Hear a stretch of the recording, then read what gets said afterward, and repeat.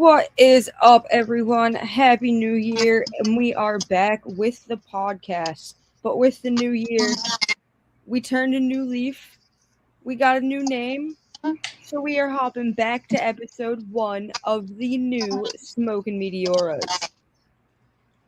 So, this is the podcast where we go beyond the highlights, the wins, and the promos, and we talk about the moments that really matter.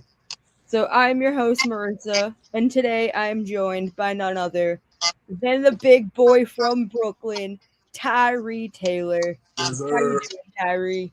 We all right. We all right. Brooklyn Heavy Hitter is in the building. We here. We live. We bite. Absolutely, man. So today we're going to talk about the grind. We're going to talk about the sacrifices and the moments that really stick with you. So before we get started, I always start these the same way. What is the dumbest thing that you have done for wrestling? The dumbest thing.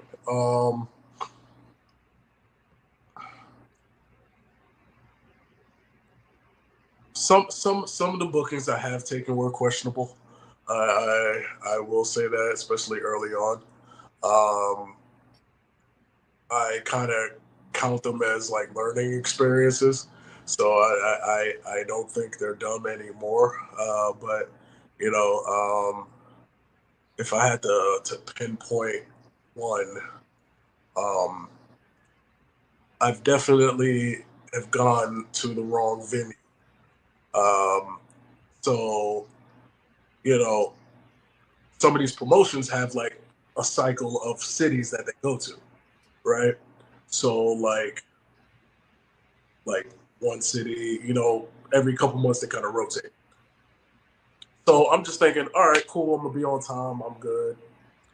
I go to one venue. In fact, it was chaotic. I went to Watertown when I was supposed to be in Tewksbury. Oh, jeez. And like Watertown, between Watertown and Tewksbury is like 45 minutes. So like I'm thinking I'm gonna be late. I get to the venue. I get to the venue about like five o'clock, good time. And I'm like, where is everybody? Where's the truck? Where's everybody? And I look on the thing, it says Tewksbury. So I'm like hauling ass down the highway to get back to Tewksbury. But yeah, if I had to pinpoint, it'll probably be that.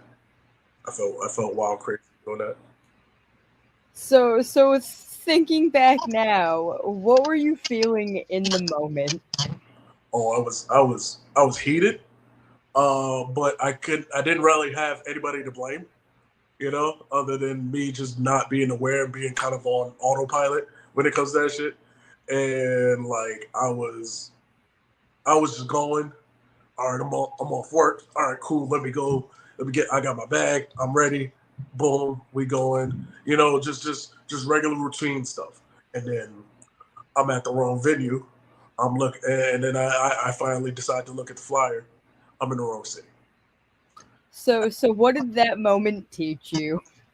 Um, Always pre-program the address.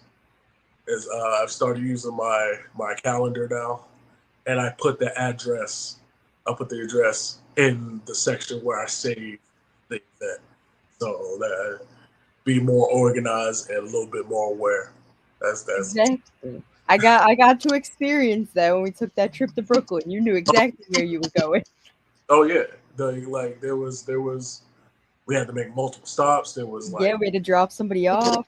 drop somebody off, and like we gotta go here, go here. Who are we see this person? Now we're not seeing this person. Let's go there, and we end up getting where we're going. But you know, We got there. we got there for sure. So, before the crowds, the bookings, or the expectations, what did wrestling mean to you when you first fell in love with it? Hmm. That's a very. It was something I just enjoyed. Around the time, uh, it was about maybe I was very young. It was my first real impression of professional wrestling was like 96 to 99. So like, when I was born. yeah. So like, it was just I was like with my cousins doing the Shawn Michaels thing and all that good stuff and really I think the real first impression was Ministry of Darkness Undertaker. And I think the first match I really paid attention to was his match with Boss Man in the Hell in a Cell. So it was like, okay, this is intriguing. And then not many people know I was a baseball player in high school. So like I was trying to gear up for baseball, and like after I knew I wasn't like going to college or anything, I'm a tradesman. So I ended up going to trade school, but I was just like I needed something, and I just so happened to be in Brooklyn, New York. Just so happened to know someone that went to Johnny Rod's, went to see him, paid some dues, and didn't look back. So when you did first start training, did you feel like you belonged, or did you kind of feel like a pretender at first? Oh no, I felt like I belonged. Not only because like the reactions of people, but it felt natural to me. Everybody says, "Oh, he looks like natural. He moves like natural and stuff like that," and it just kind of like bloomed from there. So I was, doing all the drills pretty quickly. I started in like February. I started in March 2011, and I was on the show end of April in 6 man. How that go, but I was in a 6 man ready for my first match. I was doing something, and it was pretty decent.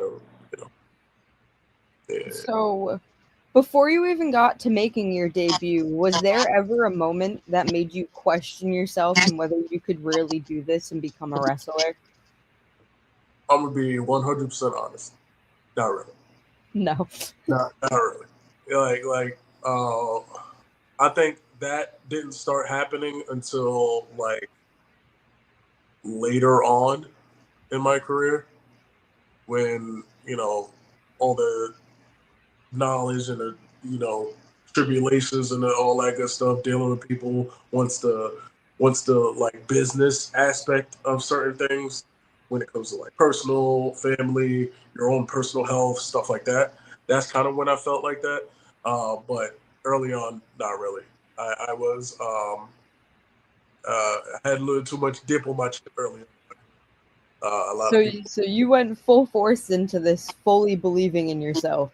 for yeah, absolutely. So was there anybody who believed in you before you fully believed in yourself to get started in this realm? um so there was a teacher, we called him Cowboy. And there was another one we called Silver Bull, Mark Viola. A bunch of older guys that have been around Johnny for decades.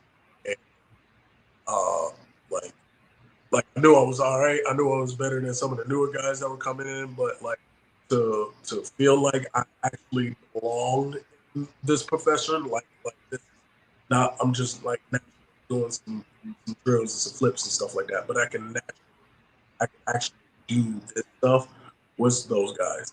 Um, Not so much Johnny because like he always talked about Mickey Mouse, something being Mickey Mouse. I love him to death, but we always butt heads. But those two guys that were under him took care of me pretty well and really put me in the right position. So obviously you have to go through the grind, and as you stated, you got to deal with the business aspect and balancing your life and your in-ring life. But what kept pulling you back in when it kind of stopped getting fun and you had to learn how to balance all of it? Um, and I don't think I've been open about this before, but I felt like I didn't get the fulfillment of the natural talent that I possess. So like for a very long time, and this is me, I'm a little older now. I'm 33. So like when I was in my 20s, I was really like hanging on my potential because I knew I was really good and stuff like that, but I didn't really I sat too long. You know how they say shit or get off the pot. I was shitting to I was there just like really trying to get. I was doing a whole lot of nothing. I was going fast, but the car was elevated, so you know it ain't going nowhere. You know what I'm saying? The wheels didn't touch the ground for me to go anywhere, but I was just spinning my wheels for years and years, and like just dealing with people moving from place to place and stuff like that. So like when I got back from Texas uh, after my stint with Booker in 2018, uh, that's when I kind of like, hey, this is me, especially around the pandemic days when everybody was getting out of here, you know, for the XYZ reasons. I stepped in and said, this is me right. So let's talk about the grind, not just like the highlight reel, but the real one. So, So what does a long indie week actually feel like emotionally? And I say week because you're involved with Wrestling Open, and we got the Monday shows, we got the Thursday shows, and even outside of that, there's shows that book Wednesdays, Tuesdays every week yeah, now. So especially with the area that we're in, where you know there's a lot of prominent shows. You can be booked Thursday, Friday, Saturday, Sunday, Monday without leaving the state. You know what I'm saying? So it's no, like, you got it without leaving New England. yeah, without leaving New England, you can say that. Without leaving New England, you can definitely be like without leaving New England, and those are just like you can still do that. A lot of people have jobs. You know what I'm saying? You know, sometimes it's not everybody's full time cup of tea, but like, you know, I have a pretty decent job. I have to maintain that. I run a crew. I have to maintain that while still being able to get out at a certain time, fight traffic, go to the shows at a decent time, get ready for the match, go. You want to be respectful. You can't really leave early, so you're out a little later. Then come back. Have to get back home to work. Home to sleep a little bit for work. Have to get up early. Do your thing again. Go to the next city, and then kind of go like from there. Luckily, you got a weekend to kind of sleep in. But you know, if you do an early show, you got to be at the venue at like 1, 2 o'clock, or you get there around 4, rest up a little bit, and then back the next day on a Sunday, drive down to whatever city you got to go to, and then you know do it all over again, and hopefully you get some sleep for that work back on Monday, you know, and like and me going out of the state a lot. I got flights. I got to go to certain cities. Like next week, I got chaotic. Then I got to catch a flight the next morning and go to New Orleans. I got to catch a Damn, bro. red red eye both days, you know, and then come back at a reasonable time to get some rest to go back to work on Monday, you know, like So what kind of emotional toll does that take on you, um, or even just a mental toll? so it can do very much both. Um, I am I don't know if it's lucky or unlucky enough. Like it's just me, you know. Most of my family is in New York. Uh, it's just me. I don't have a significant other. I don't have children. You know, so it's just like this is the time that I'm kind of like grinding and all that. But at some point, I'm gonna want those things. You know, at some point, Absolutely. so like adjusting to somebody, that person also has to um, adjust to my lifestyle to be able to do that. So then now you got to make time, which means you got to cut down on booking, which means you got to be somewhere emotionally, be there for someone emotionally, and then still do the grind, go to work, do whatever you have to do and try to do that. There's a lot that goes along with it. So like, especially like, so I feel for all those guys that like, they have children, they have wives, they have significant others and stuff like that. So like, like imagine what I'm doing now, but with offspring. So it's a lot. It can be very much a lot, and then you having to take care of them.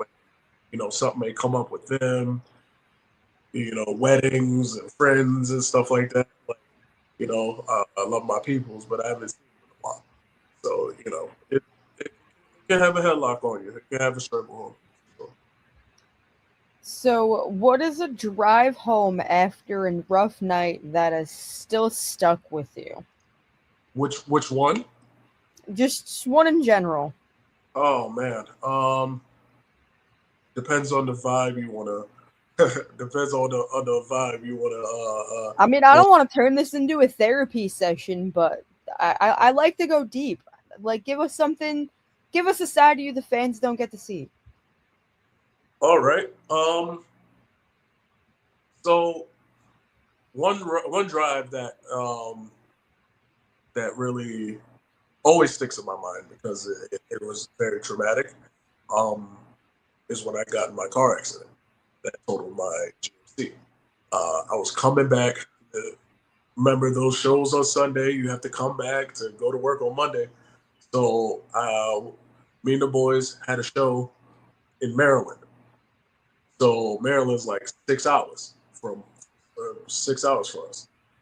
So I had to go to Harlem, pick up the guys, then drive to Maryland. Show happens, whatever. We leave, we get days, we having a good time, whatever. So now I gotta make that 6 hour drive back. So we drive 3 hours, drop the boys off at Harlem, then drive another 3 hours back. Now you tired, you're sleepy, everything like that. Um, so I'm thinking, all right, I'm gonna pull over and get some sleep, maybe hour or two, just so even if I get home by the time I have to wake up and go home, at least I'm at work on time. So I go and I'm driving. I pull over. It's like 4 in the morning now. So I pull over. It's like 6, 7, and and I'm a grown ass man, by the way, just so you know. And then I'm looking at the road, and then I open my eyes and I see a wheel about 10 yards away, and all I remember is spinning. And I get up and I call 911. I told the operator the wrong highway I was on. Oh She said, God. she said nah. I said, yeah, hey, I'm on 91 right now. And she's like, no, you're on 84. I said, what? All right. And I'm sitting there like, oh my God. I look out my windows, the airbags deployed, everything like that. You got somebody banging on the door, pulling, and I get out of it. I am unscathed. I am unscathed. I look at the vehicle and it is demolished. So I'm like, oh my God. I'm sitting there shook, right? And like in my head, I'm thinking somebody kind of ran me off or something like that. But deep down, I know that I was probably just tired. And like it happened years ago, so hopefully, the claim already closed or whatever. Uh, but like, you were tired. And this happens all the time. I always talk about the guys that come home, people that live in Jersey that come in for open in Massachusetts, and they got to go home that 4 hours in the middle of the night. It's dangerous. We try to Absolutely. hey, if you need me, call me, and we just stay up chatting, shooting the shits, and until you get home. Damn straight. This is kind of what we go through all the time, all the time. I mean, I've had the same situation. I've fallen asleep behind the wheel and totaled my car. Luckily, I was the only one in my car as well. So But absolutely, I totally feel, even being a fan of wrestling for as long as I have been, I've definitely grown some deep connections with a lot of you guys. And knowing a lot of you are from New York or from Jersey or even some from Maine or even beyond that, I'm always the one that's like, yo, let me know when you get home safe. Like, always. absolutely, it's dangerous out there. Damn Like, straight. there's a little story I can name drop a little bit. Fun to name drop a little bit. The last independent show that Christian Casanova was on I just was saw him on Saturday, so that's perfect. was Limitless, and and we kind of we gotten close at his last like portion of his independent run. So we were super cool. So I drive them up. We drive up the Limitless. They had their matches and stuff like that. He's saying bye to everybody. It's a snowstorm. Like it was like rain, slush, sleet, all that good stuff. And I'm sitting there, we driving. I'm like, yo, my man, go to sleep. You did great. We fuck with you. We love you.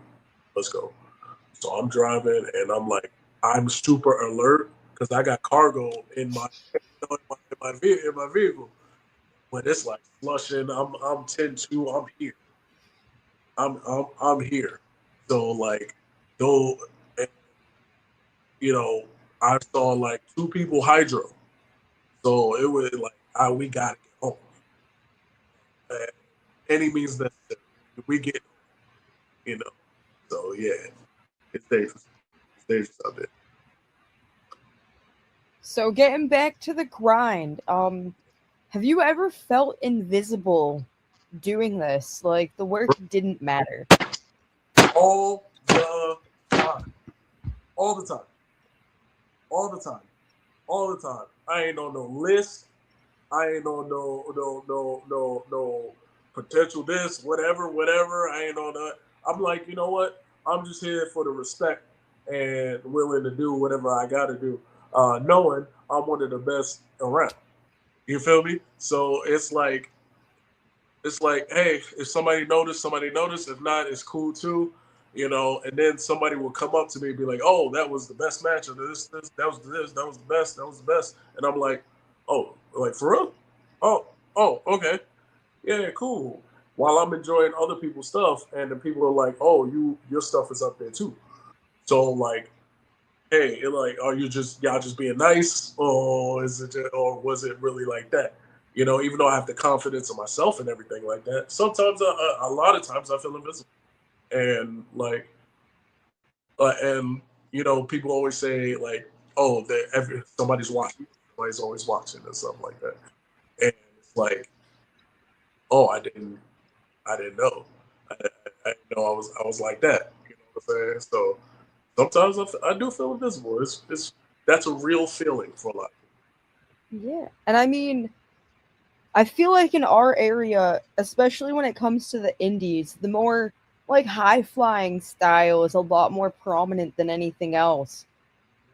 And I feel like if you're not that style, it's kind of hard for you to stand out a little bit more because that type of style is more favorable. And we obviously don't see you flying off the top ropes every week, but you are still damn agile for a big boy from Brooklyn.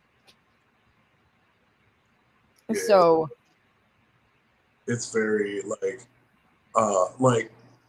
I know this. It takes two to tango though.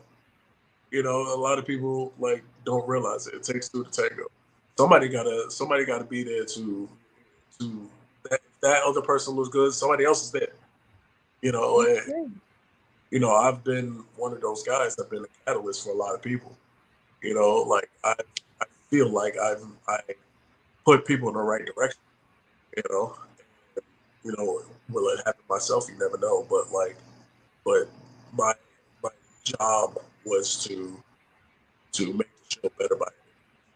So yeah, so So, what has wrestling taken from you outside of the ring?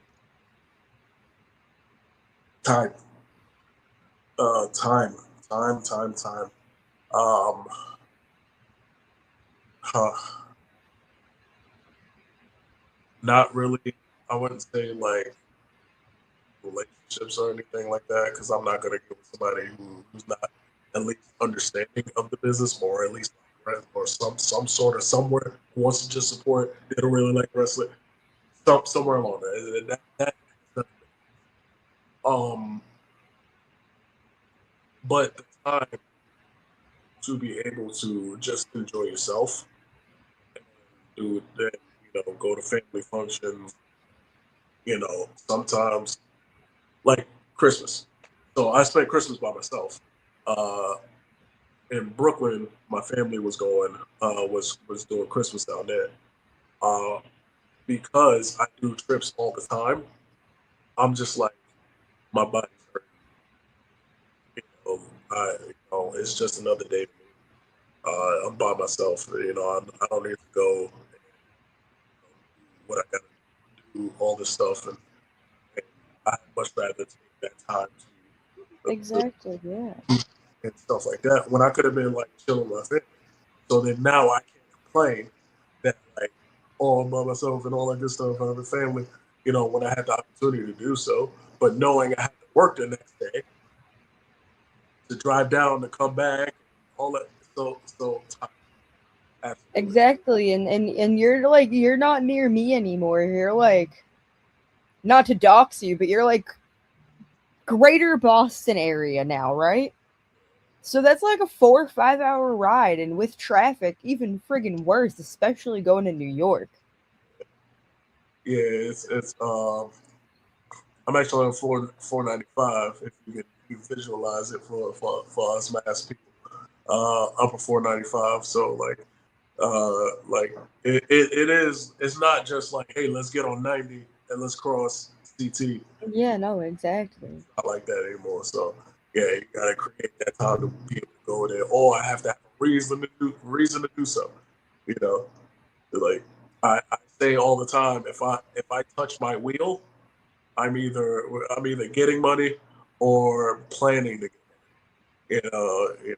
And you know, going to wrestling and stuff like that. Like doing extracurricular activities.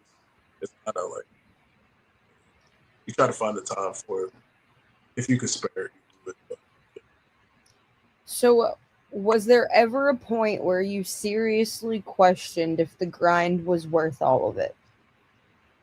ooh, it's almost like you know me. Uh, it, I broke my leg in February. Wanted to Yeah. work like recoveries. Like I never had a long, lengthy like injury like that. A couple weeks here and there or whatever. But like something like that was very taxing on me. I don't think I wanted to come back. I was Well, trying to keep that love alive. I was like, yo, come on the podcast. Come on yeah, the podcast. I was, and I was just like, I'm seen right now. Yeah. You know, I don't seen. I don't like. I didn't feel like sharing. I didn't feel like wanting to like be out. I turned off my social media. Just a couple socials here and there, just to not feel so out of touch. But like just going through life and knowing that you're built on athleticism and like built on being big body and want to do that and then one day it just goes like that like I was just thinking about the next step of my life. I got an email when I was cleared. I couldn't really say no. And then when I got out there, the reaction was just like, okay, I belong here. But me not being back in wrestling was very real, very real. So you just kind of answered my next question because I was gonna lead into like upon returning, what was like a small moment that reminded you why you kept going after coming back off of an injury that catastrophic?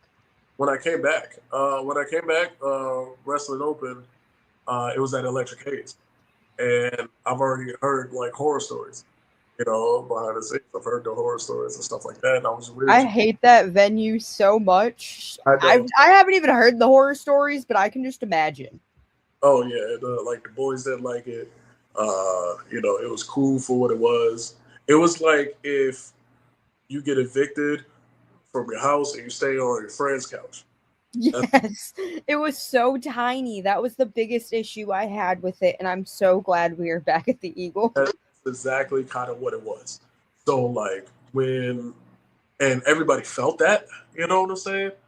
So it was like, cool. All right, I was gonna wait till 100, and then somebody came from overseas, cruise, and my my instinct was just like, uh, but like when I got that email to like come through, and I came out, and the reaction that I got from coming out, I was like, yeah, this me, this I can't deny this, and like my presence was felt, you know. And a part of being invisible is not feeling like your presence is felt, and I felt like I belonged, like that moment right there. You can go back and watch it, like you can see me kind of just like when I take the mic, just light up, you know. It's a difference when you're a long-term wrestling fan because you not only see it in your facial expressions, but you can see it in the person's eyes before it even hits their face. Yeah, And I remember me and Zach were at home watching it, and I turned around and I was like, he was so unsure walking out through that curtain, but as soon as that crowd popped for him, his whole demeanor changed. exactly, 100%. That's exactly what happened. Oh, what would the reaction be? I don't know. Like, do they care? Do they not care? You never know until you walk out. So again, you know me so well. It's funny you bring up moments because that's the next segment I want to lead into. So I want to talk about moments that stuck with you, not necessarily like big match moments, but just moments that carry with you through time. So, what was a match or a moment where you truly felt seen in this business? Oh my God. Like the one that came up to my mind was, uh, so I go to New Orleans a lot now because I love it. I love them. They love me. Wildcat Sports. Shout out to Luke Hawks and Jay Spade and those Buku Down, those guys. Um, they built an amazing, amazing promotion down there, and like I would go, I'd go swim. I'll swim over there. I'll walk over there if I have to, you know. But they had a show, and I had a match. A guy named Simon Phillips, super talented. I go and I'm just working, doing my thing. People, and they feel like there was like 1,000 people. They do big shows. It was absolutely amazing. But I go in the back and they're like, yo, did you hear? Did you hear? So they had Kevin Nash that night. They had Mick Foley that night. Mick Foley goes on a segment right after I get out, and then he says my lariat was compared to Stan Hansen's. Holy shit. But I know I took it. I've taken it. That was one of the best clotheslines I've ever seen. And I was like, oh why y'all didn't tell me? Y'all didn't all ass right out there. And like, if you go down my social media, I posted it. Like, I kind of just like, holy shit. Like, I knew it was nice, but like for Mick Foley to say it was like Stan Hansen, my goodness, I couldn't believe it. And then to like say it live, nobody fed him it, nobody said it to him. He just took the mic and said it. And I was just like, oh man, all right, yeah, you can't knock me down off this pedestal. You can't knock me down off this pedestal. I'm here. You feel me? It's I'm gonna go watch it back now. That like Mick Foley, I love Mick Foley. Like, slowly now I've been getting more and more into like deathmatch and hardcore wrestling, so I'm finding more of an appreciation for what he did and what he was about when he was on WWE and ECW and all of that back in the day. he But won't. when I first met him, I was probably like 15.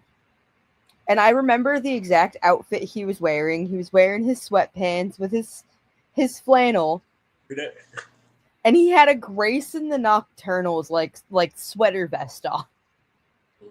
And just like a quick handshake, quick picture, and moved on with our lives. And we ended up crossing paths again, probably when I was like 19 or 20. This was at like a Blitzkrieg show, I think. He was there recently. I don't know. This was probably 2018, 2019, maybe. That, And I had gone to help one of my friends with his merch, and I was sitting with his merch table and everything, and Mick Foley comes and taps me on the shoulder, and he like asks to set up next to me, and I was like, yeah, sure, no problem. And then he looks at me and he goes, I remember you. And I'm like, I met you when I was 15. What do you mean you remember me? And he was like, I remember you. We were wearing matching flannels that day. That black and red. I was like, holy shit. I don't even remember what I was wearing, but I'm like, this is ridiculous. And see, then he literally just sat there and shot the shit with me the whole show. And wow. I will never forget that. He's such a gift to the wrestling scene and has been giving back in more ways, not only just to the fans, but to the newer generation coming up too. Oh man, that's amazing. That's amazing. I love Mick Foley. Like I hope his tea is at the right temperature. You know, I hope his water's always cold. He You is know, like the Betty White of the wrestling community. We needed to protect that man at all costs. it was Iron Sheik for a while, then he passed on for the rest. So that was Mick Foley. Yep. That was Mick Foley for sure. So let's get back into those moments. Talk to me. Is there a match that you're proud of that you feel doesn't have enough conversation around it, that people don't talk about enough? Oh man, like so, me and my group, Prolific, we had a trios match with STP, the original adaptation of Shane Taylor Promotions. It was Moses and Khan with Shane versus me, Isaiah Wolf, and Marcus Marquis. And I at Job It Is in it was Brooklyn. It was hometown. Family came in. It was for the Ring of Honor Trios titles. It was, you know, brother against brother. You know, me and Shane go way back, and like that that match was everything it was supposed to be and more. And then he took the mic and had this amazing speech about about being, you know, what what we go through. You know what I'm saying? And everything like that. And it was very uplifting and powerful. And we all embraced in the middle of the ring. You know, it was all so genuine. We didn't talk about none of that. It was one of those matches that you could feel that energy. You could feel that the match was on point. Everything else after that was on point. Even the intros for both of us. That's one of the matches that is like, if you want to know about our crew, Prolific, and Shane Taylor Promotions, watch that match. Watch that match for sure. So, what is a moment that hurt you emotionally more than physically?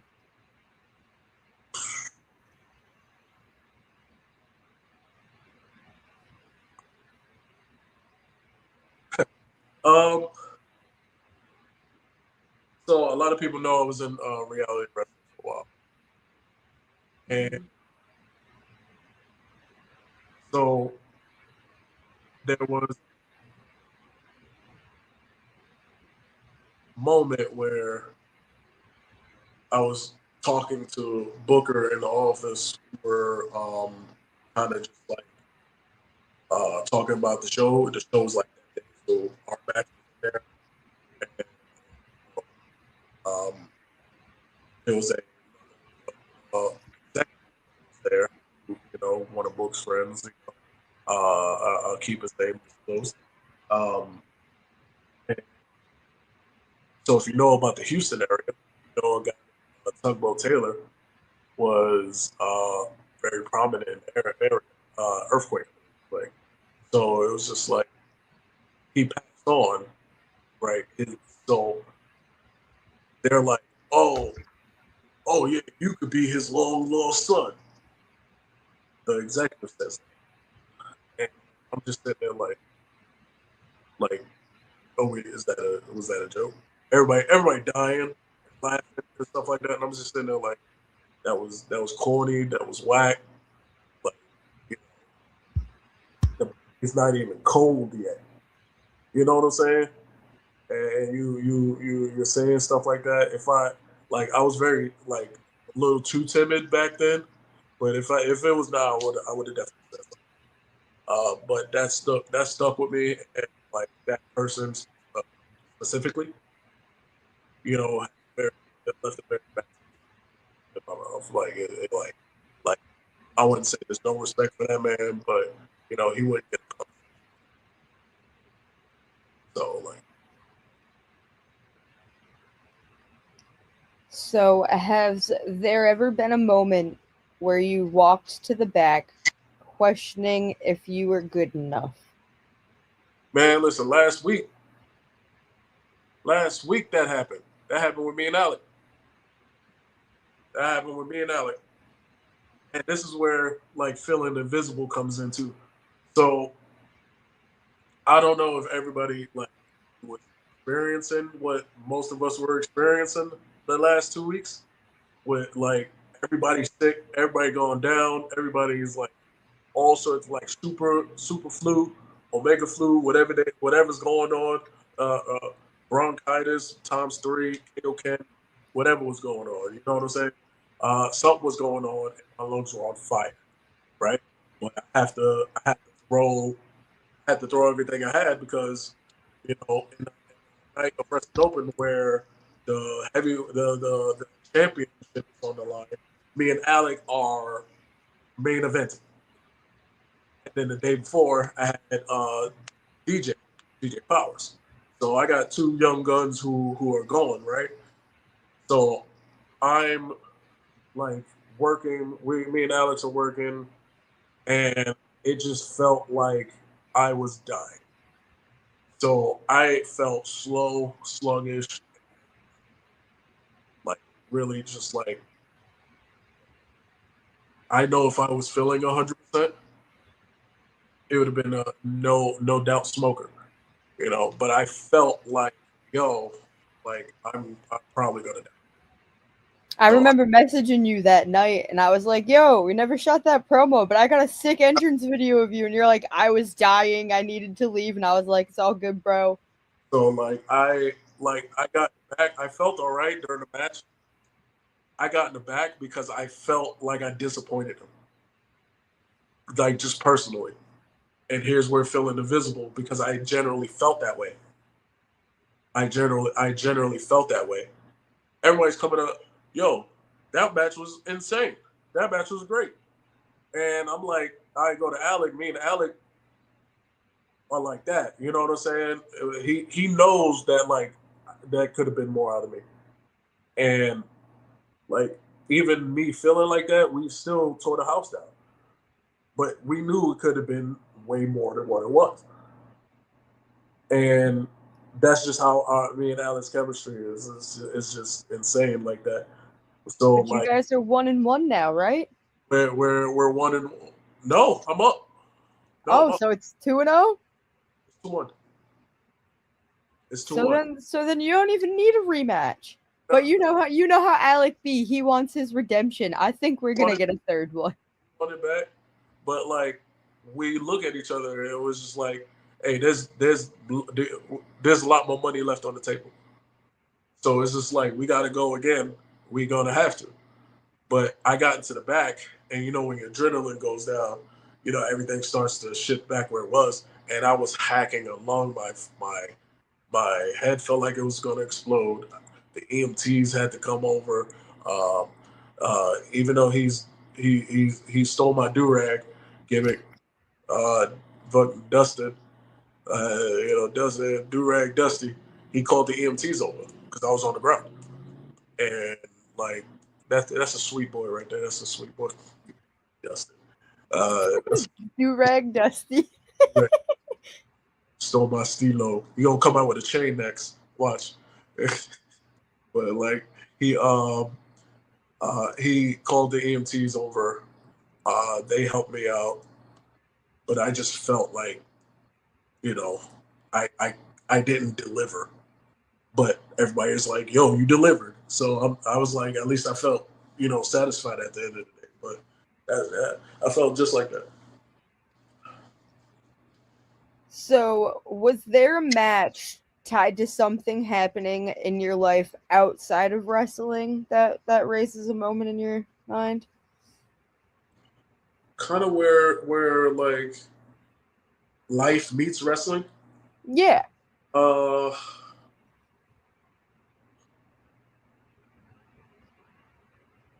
Not really, but like things happen around the certain things that I had to go to wrestling for. Like when my grandmother passed, like I had to wrestle that next day, and it was just a lot of emotions having to go, having to do that, and having to deal with my family and everything like that. And I went out, wrestled.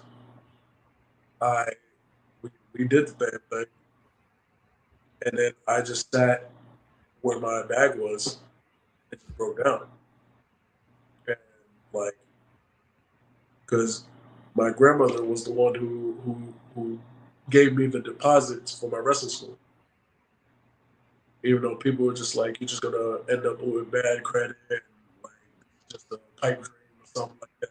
My grandmother gave me the deposit to go to Johnny Rod's wrestling school.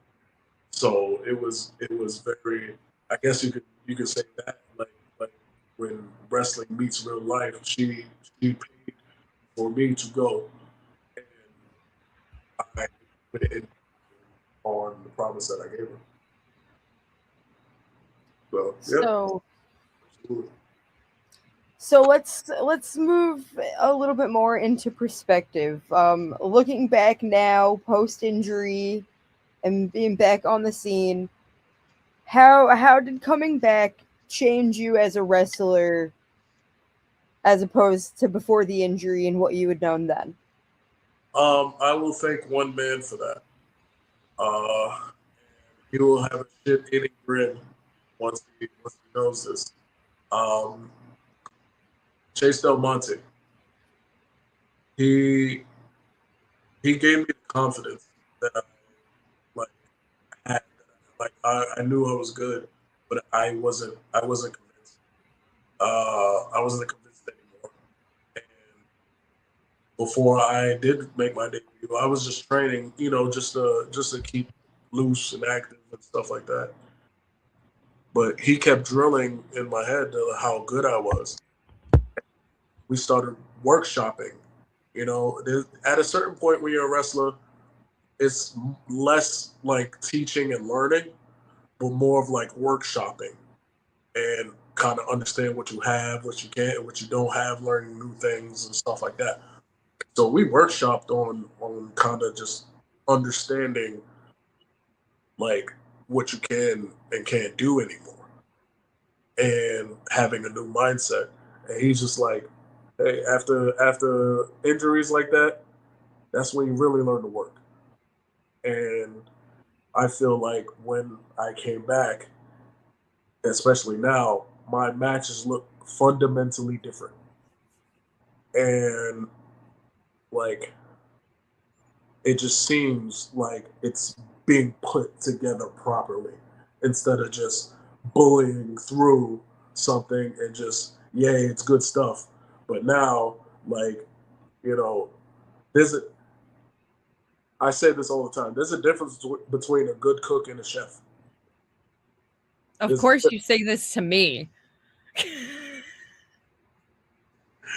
but so you understand. So Yes. the difference between a good cook and a chef.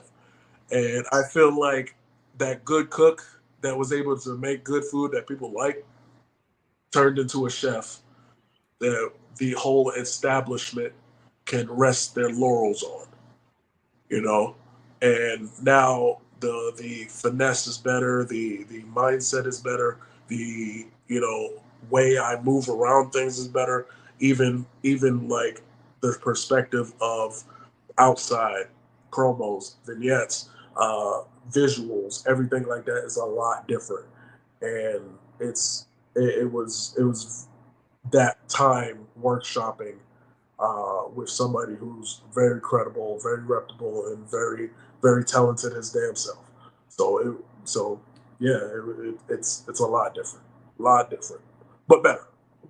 Absolutely. So, how did going through that change you as a person, not just in ring, but as a person in general? Um, so I don't take no shit no more. I don't. Um, I know my worth. You know, I know what I am, who I am, what I bring, how I bring it. Take it or leave it. If you take it, the world is yours. If not, you can kick rocks and pound sand. That's kind of what it is. You know what I'm saying? And like that's through everything, through work, dating, real life, even down to even down to how I select things. It's like I know what's up with here now. I'm completely in tune. I'm locked in with Tyree Taylor. I'm locked in. So it's like it because I know how what I bring. I know the good that I do. I know the people who look to me for guidance. I know the people who looking for that walkway to be built so they can go. And they looking for me to walk so they can run. Like I know what I bring. I know what I do. I always say if I don't if I don't sign paperwork, I'm gonna make sure at least 5 people sign paperwork. You know what I'm saying? So it's That like leads into my next question for you. yeah, yeah. You know me too well. You're making this way too easy for me. This is me. It's me. We've been around each other for years. I know what's up. I know what's up. So, with this newfound shift, how going into it, how would you define success in this new outlook? As as my one of my teachers once said to the world, uh, very dappered up in a suit, surrounded by other main eventers, dappered up in suits. It's about respect, respect. I'm here to be respected. Uh, but, like I know this is my field. I know this is my time. I know this is my realm. Like I'm here for the respect. Like if I don't sign paperwork, I know I'm respected in this business.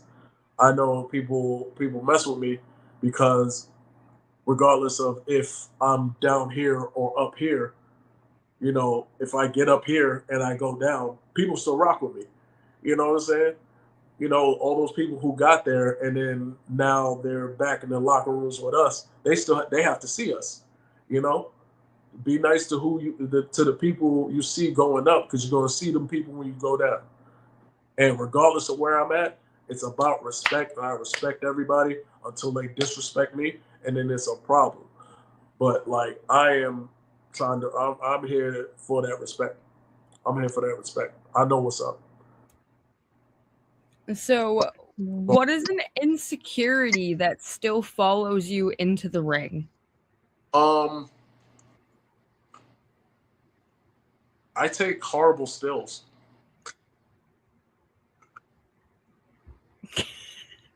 Uh, Horrible action shots, at least to me. Why I don't take pictures during your match? I feel like I take horrible stills because, especially with my body transformation, I have like it's like it looked good at certain points and it's not at certain points, and like I haven't taken that like you know been working on you know stuff like that. It's like when people say, "Hey, when you start your weight loss journey and your all your fitness journeys and stuff like that, you automatically should be diagnosed with body dysmorphia." You Oh, know, damn straight. like it's like goddamn, like you know, you're trying, and then you see like so after every show you see like Grinwald who does amazing pictures, and Shout out to tall guy. oh my god, I love Grinwald. His energy is so positive, it's so good. Like you go see he posts them, and I see everybody. Oh, this is a good shot. This is a good shot. This is a good shot. I hate this. I hate this. Like I would post that, but I don't like it. So it's like everybody might think it's cool, but it's like I look better than that. Jeez, you know. So I try to make it a point to like really frame myself for that action shot. But that's probably one of the biggest insecurities I would say. I'm not proud enough to admit that. You know what I'm saying? No, that's one thing that I pick up on because I mean, you're going through your weight loss journey. I went through my own weight loss journey, and I feel that whole body dysmorphia thing. So, this isn't the first time I've heard that either. So, when I notice certain things, is when I'll start taking videos over shots during a match. Videos still look amazing. The videos look amazing. The stills, I cringe. And I'm all about body positivity over here. So the videos work for me. I'm cool. I'm still big sexy, but it's like, cool. Like this angle is a lot better than that angle, boss. Yeah. Yeah. So it's like, but they can't stand in the rafters and take those pictures. So you know whatever, you know that's for the people. So how do you know when a match truly hits with the fans and it truly connects? Um, there's certain things as a worker, especially these days, that you kind of got to take out. Like you got to take out the "This is awesome" chant, even though like it's a good indicator, but it's almost done ironically sometimes.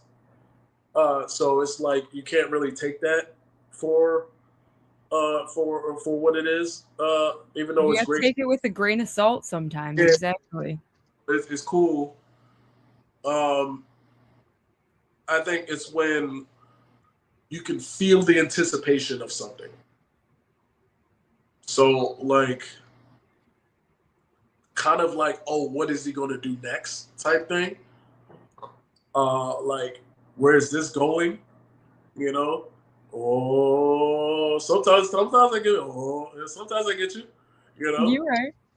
and then and it's like the genuine reactions that you kind of see. Because sometimes I would look at reactions to certain things when I see like videos of matches or whatever, and it's like they're lost in disbelief about what just happened, and like that, I take that more than a lot some chants from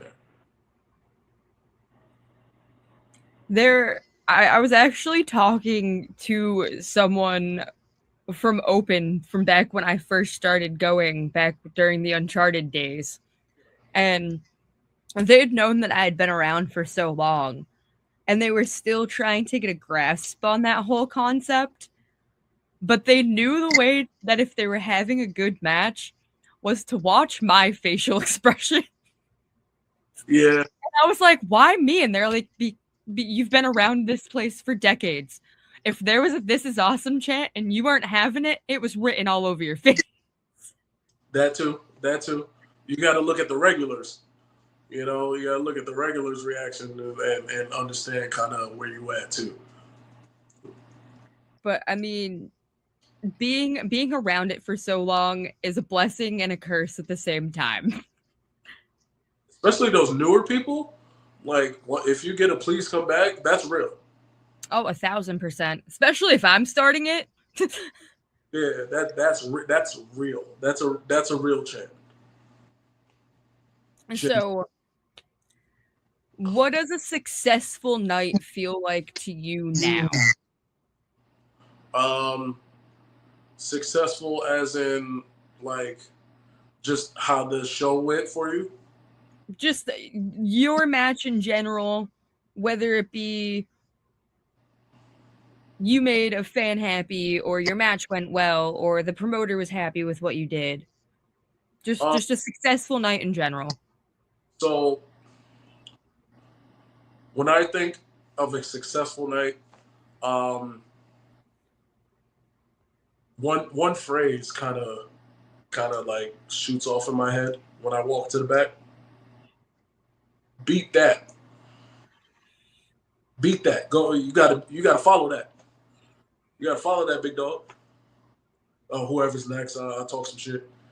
You know, it was like, yeah, you know, and kind of it's like, yeah, all right, cool. We did great. We did what we have to do. But I'm like, yo, y'all gotta beat that. Y'all gotta beat that. Or if I'm like Maine or something like that, it's like that's why I'm here. That's why I'm here.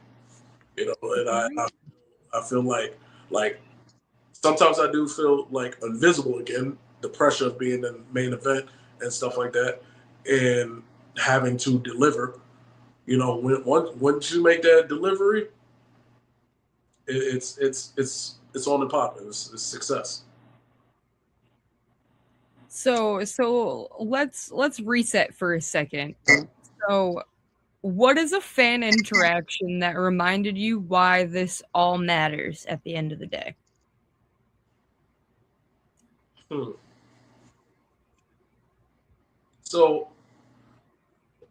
so those, especially in a place like Open, you know, the regulars. A lot of you guys kind of grew with the company. Um, there's a sign lady that loves me. There's the couple, the super tall guy, and the nice lady over there. The super tall guy, the bald guy, yeah. Cliff. There we go. Yeah, that's his name. Cliff and Bree, we love them. There's the big Cliff. There's Pat's fan is Tim. Yep. You know, tie dye guy. We know what's going on with him. It's always like those people. They come to see the show, but they know they're gonna have a good time when I'm around.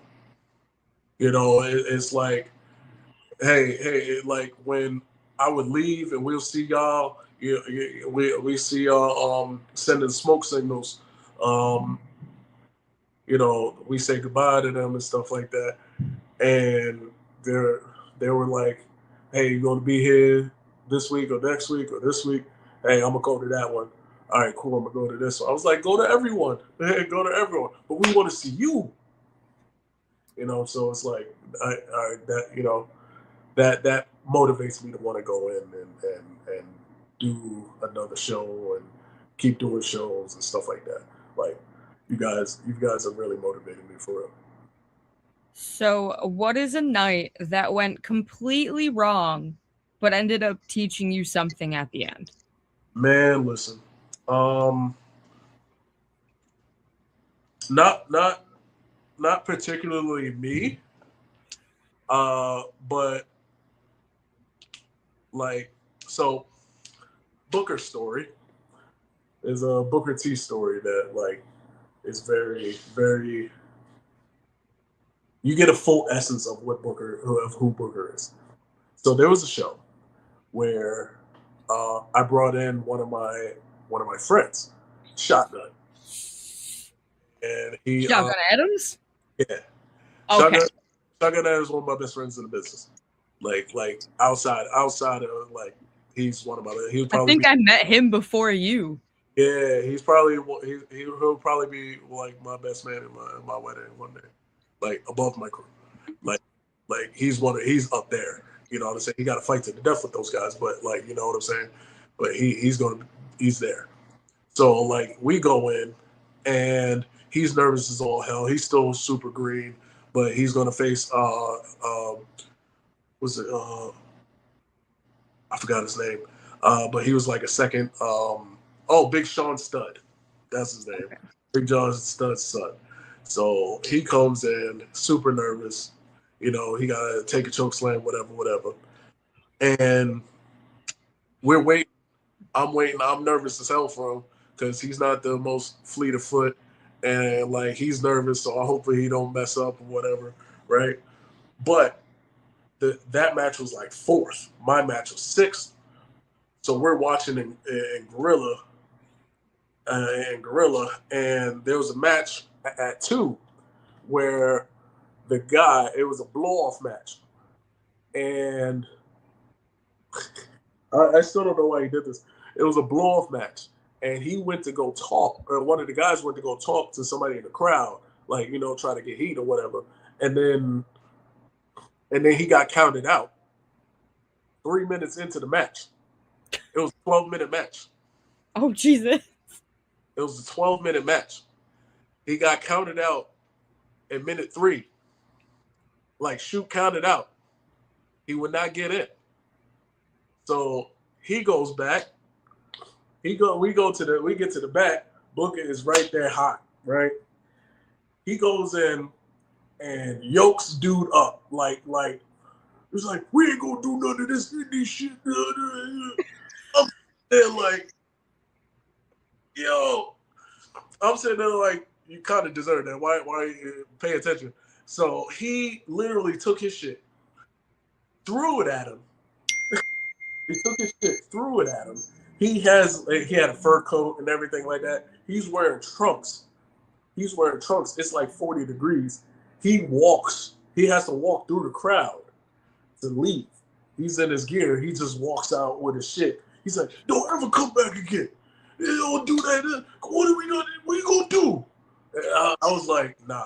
You almost got killed, kid. You almost got killed, kid. Like, nah, don't do that.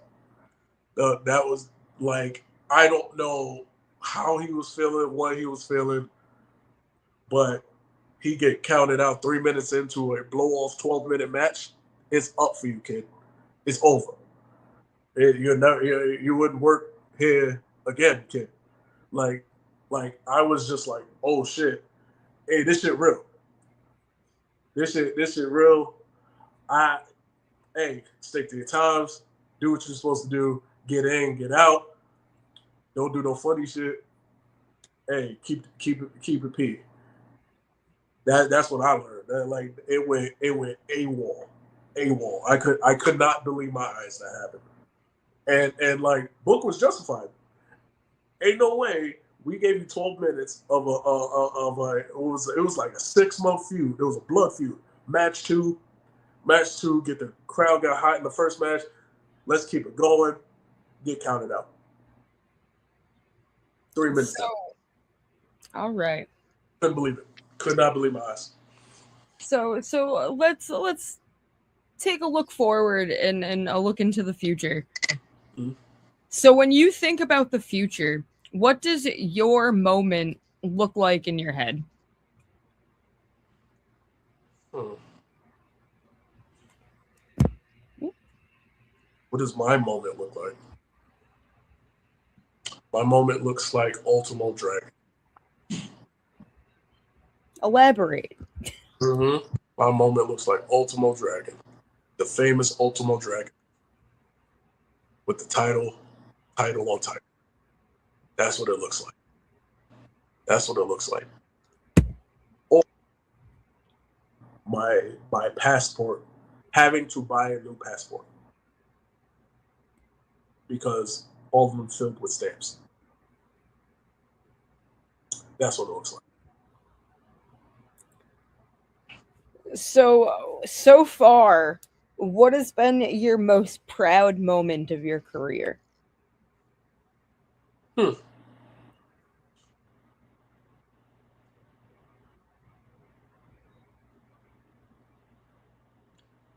Hmm.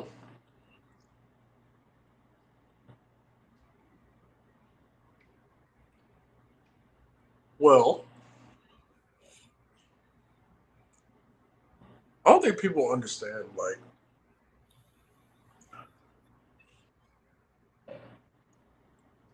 what I would say. One, when I won the Focus Pro championship, I won it with my friends. I was the first ever in that promotion to do it, and the promotion skyrocketed after that. But also knowing that I wasn't even supposed to be on that roster. When I got there, it was a suggestion because from shout out to him, Danny Miles.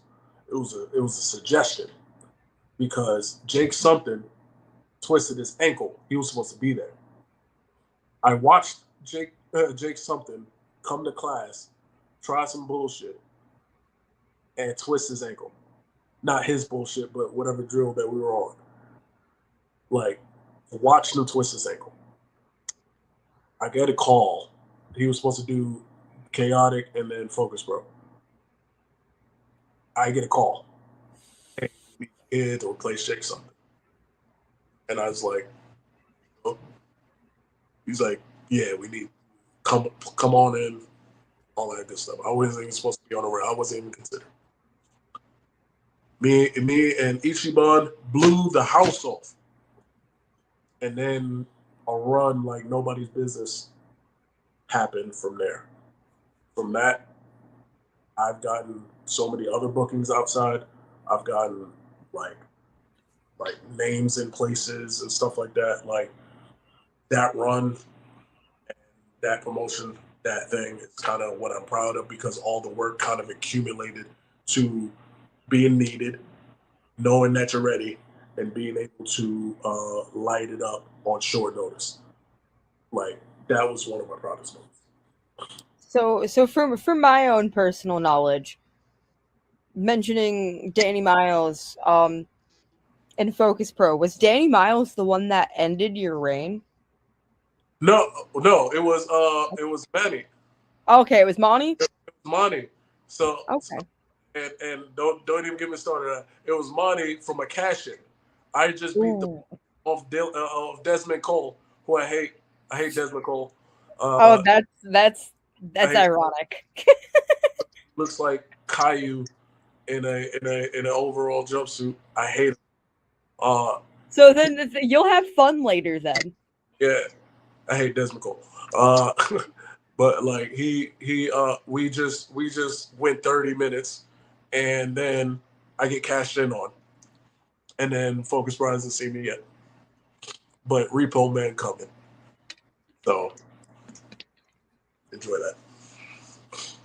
All right. So this is the part where I like to ask a little bit of fun questions. Do it. So Yeah. I kind of know a little bit on this one, but I'm gonna ask it anyway. Do it. We're going on another road trip. You're in control of the music again, but we can only listen to 5 bands or artists this time. Who are we listening to? 5. Okay. I'm a outside of my normal. I'll give you just some bands because I'm very eclectic when it comes to music. I know you are. Very eclectic when it comes to music. So I can go to a different genre and be okay with it. So I'm gonna leave hip hop out of it. Oh, all right. Okay. We're listening to Paramore. Oh, all right. We're listening to Evanescence. Mm-hmm. Amy Winehouse. Okay. Uh, Fun. And for the memes, Creed. Oh, hell yeah. For the memes. For the memes, Not Creed. even for the memes. Creed goes hard. Creed does go. Creed does go hard, but you know, Hold me now. for the memes, I friggin' love that song. I don't care. Fuck the memes. for sure. But yeah, yeah, we can just start. That's just the starting 5. I got a whole bench. We can go. You know what I'm saying? Pick a All right. genre. Well, let's step into a different type of culture. We're gonna transition to video games. Do it. So you are able to enter any video game in existence and able to be any character you'd like to be. What video game are we stepping into, and who are you gonna be? Video game. I had an automatic answer for. See, I hate that I have an automatic answer in my head for you, but I don't want to say it because I'm afraid I'm gonna get canceled. This GTA. Yes, I'm I was not. gonna say you could be the next Franklin. I'm not Big Smoke at least. Nah, but you can drive like a motherfucker. Good. Yeah, absolutely. But you know, all you have to do is follow the follow the train. Uh, but honestly, I'm gonna throw a curveball there. I just got done finished playing it. Uh, the Harry Potter game. Okay. Mm-hmm. Mm-hmm. So, coincidentally, you being from New York, me and Zach actually got the chance to go to the Harry Potter experience when we went out to go see Suicide Boys. And Yeah, I'm not like the biggest Harry Potter fan, but going there was pretty cool. I was yeah. glad I found it. It was pretty good. Like I have a real gripe from about Harry Potter, but like anybody I talk to who's like a big Harry Potter fan hate to see me coming because like I'm a press them about it. Um, I think I think Harry should have been stronger than what he was. I think somebody didn't put them under their wing properly. They spent too much time protecting them instead of letting them grow into a badass. You know, like there's killers out there. There was killers in that like Harry's mom was a killer. Like she's smoking people. We got Yeah, Tyree Taylor over here with Harry Potter hot takes. her Harry's brothers were were were smoking people. You know what I'm saying? And then you have Harry running and you know all that good stuff. And I'm just like, he should have been the strongest one there. You know what I mean? So, but that's just me and my Harry Potter head canon. All right. So you're creating a new faction. Prolific is no more. You can't pick Isaiah or Mark or Lala, but you got to make a new faction. You got to have at least one female, and it's a faction of 5 including yourself. So you got 4 people to pick. Okay, okay, All indie wrestlers. We're keeping this indie. okay. Uh, Oh jeez. Oh jeez. okay. Um, so it would be me. It would be Sammy Chaos. It would be Calvin Takeman. it would be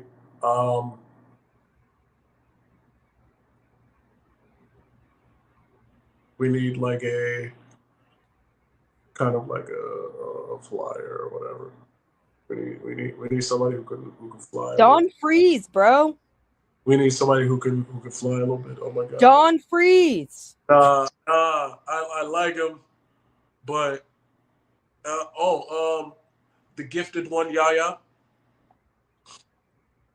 He's not ringing no bells. Yeah, the gifted one, I'll Yaya. have to look him up. Southern guy. Okay. Yaya. And Is he a bigger guy? yeah. You see the theme here.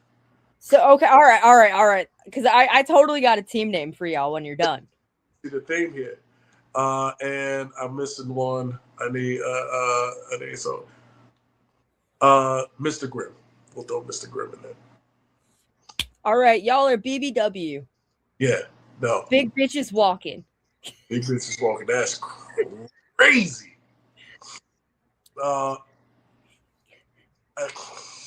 I'm sorry. You picked all big people. You guys are insane. Okay. You're gonna be walking. You're gonna be running the whole shit. Never mind walking. I think it would be something like tonnage or something like that. Tonnage? Yeah, like something like that. Richter scale. All right. Shout out to Richter scale or something like that. Right. Capacity. All right. So we're running a little longer than I wanted to. So I'm gonna cut the fun questions a little short, and we're gonna head into my next segment. And that next segment is called Promo Roulette. Oh.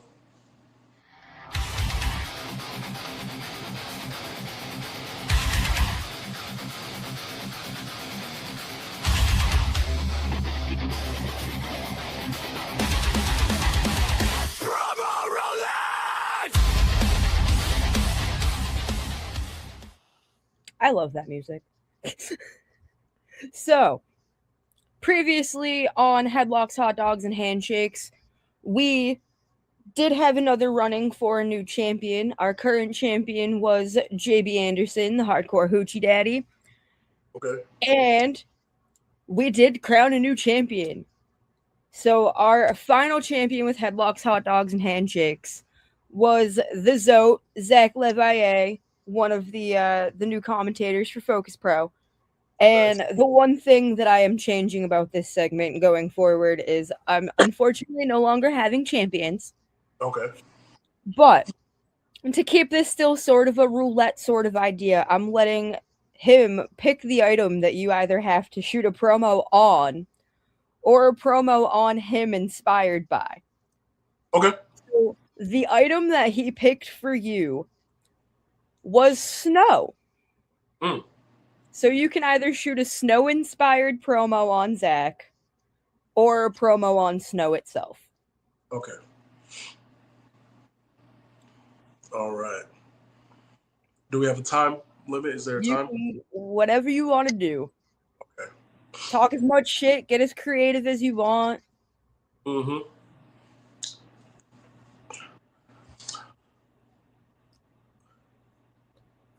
Listen, brother.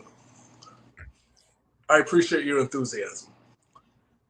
But it seems like you've been either playing too much snow or sniffing it.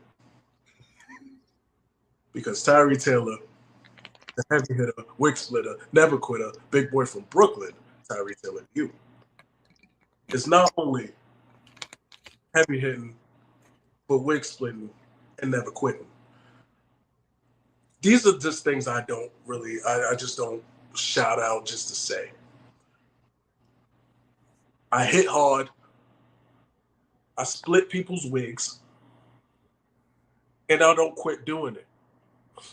So while you are looking at the lights, I'll make sure you're making them snow angels on the ground. And when you're shoveling your driveway, I'll make sure you think of me. If you don't know, now you know. And if you knew before, you'll never forget. There we go. So I do have another guest next week. All right. Keep in mind, you mentioned you may hate next week's guest, so you have the option of picking their promo item for next week. Okay. So what promo item are we giving next week's guest? It has to be a particular item or just a thing? An item or a category. If you want to make it a little hard for them, you can pick an item. If you want to leave it open, you can pick a category and they can choose an item. And I got snow, which is pretty all right.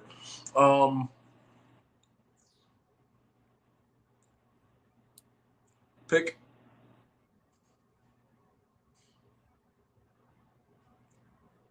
Got it. I got it. Outer body experience. An outer body experience. All right. Meaning. Okay. Meaning it has to be euphoric. All right. Gotta feel like outside of yourself. What takes you out of your character? Yeah. All right. I'm gonna have to remember the wording on that one. Oh, and that's fine. I'm hoping we can get something good out of them. Oh, and whoever it is next week, kick rocks. Oh, you already know. You know what? That's right. I do know who it is. So the promo, scratch all that. The promo is going to be bald. Bald. There it is. Bald. All right. Well, that is everything we got for you this week, Tyree. This is the point where I usually ask you to plug all your socials, but I took care of all of that, and they are all down below. If you are on YouTube, if you are on Facebook, they are all up above, and if you are on Twitter, they're all in the description. Sorry, on X. I'm still calling it Twitter. I don't care. All of those are in the description. And with that being said, thank you so much for joining us this week, Tyree. No problem at all. And we will be back next week with what could quite honestly be Tyree's arch nemesis at this point, Desmond Cole, the Big Boofa. We'll catch you next week. Thank you guys for joining. Have a great night.